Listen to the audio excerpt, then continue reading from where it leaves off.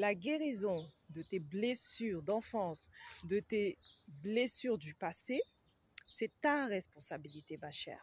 C'est ta responsabilité.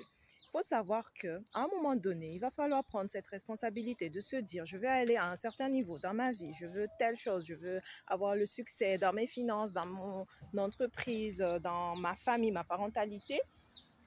Je veux ce niveau-là de vie et te dire que je prends ma responsabilité et je transforme cette blessure qui est à l'intérieur de moi en quelque chose de fort, en quelque chose d'extraordinaire, en quelque chose, c'est comme si c'était les racines, en fait, les blessures là, ce sont des racines qui te permettent en fait de créer l'arbre après et de laisser, ou bien la plante, et de laisser fleurir en fait la plante, ou bien de laisser les fruits venir. Donc c'est très important de te dire que malgré ce que tu as vécu, malgré ce qu'on t'a dit, malgré ce qui t'a blessé, il y a quelque chose à tirer de là. Il y a une responsabilité personnelle et de là, tu dis, ok, voilà où je vais aller dans ma vie et je prends ma responsabilité, je prends les choses en main et je transforme tout ça et je tiens les résultats que je désire. Yes, est-ce que tu es d'accord avec moi?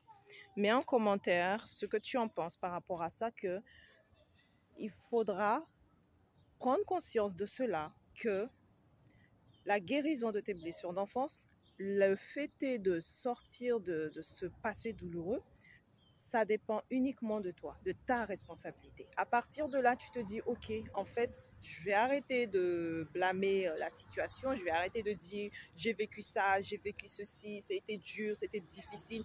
Et tu prends ta responsabilité et tu vas de l'avant, tu avances, tu suis les cours qu'il faut pour vraiment gérer,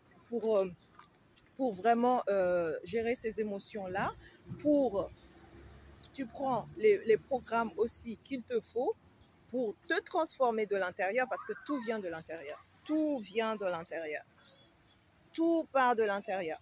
Si à l'intérieur de toi, tu as des pensées limitantes, je ne peux pas, je n'y arriverai jamais, ce n'est pas fait pour moi, tu n'y crois pas, c'est exactement ce que tu vas avoir.